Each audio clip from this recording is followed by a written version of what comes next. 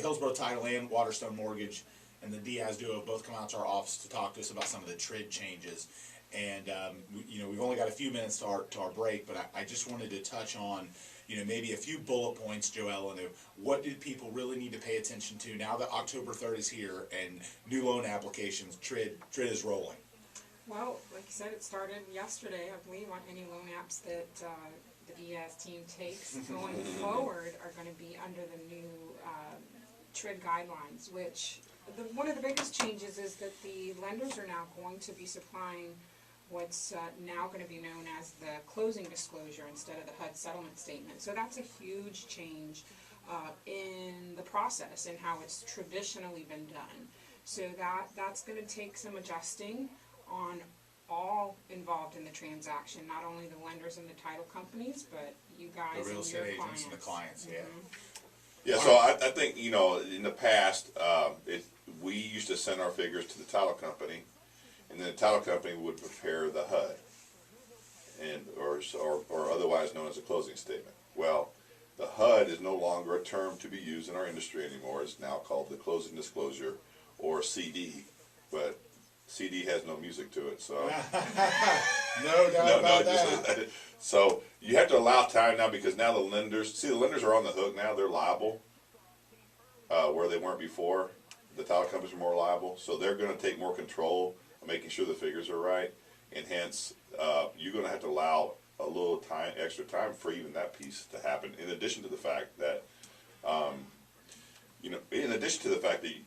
the consumer needs 3 days to look at the closing documents, and so that's a good thing at the end, because unfortunately in our industry, right, wrong, or indifferent, we've had a bad case of closing figures going out the day of closing. Yes. And customers having to, be all stressed out and look at it and maybe make a bad decision because they didn't have time to look at it or whatever. Yeah, or get frustrated because the number changes and they already got their certified funds, or Correct. There's a delay, or there's a fee that wasn't exactly fully disclosed. And what I'll tell you, I think the thing that's exciting for me about this is a year from now.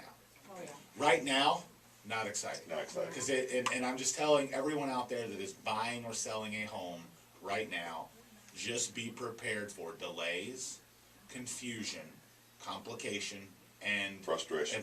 because all these changes that are happening right now are going to make closings for the next few months very challenging. There's going to be mistakes. It's a learning curve when you throw something in like this. We're basically doing a 180-degree shift on how real estate closings happen, right? Right. How it all comes together. So, with that being said, I think it's really important for consumers to be patient and be prepared about it. The end result, though, I think will be a smoother, well-informed closing process with less Stress. obstacles and stress. It won't be that way initially, but a year from now, I think we'll all celebrate this a year from now. Well, it's not that way initially, because, frankly, number one, it's a change in culture, and people are going to have to get used to it. And I don't think nobody likes change, so they're fighting that change off as much as possible.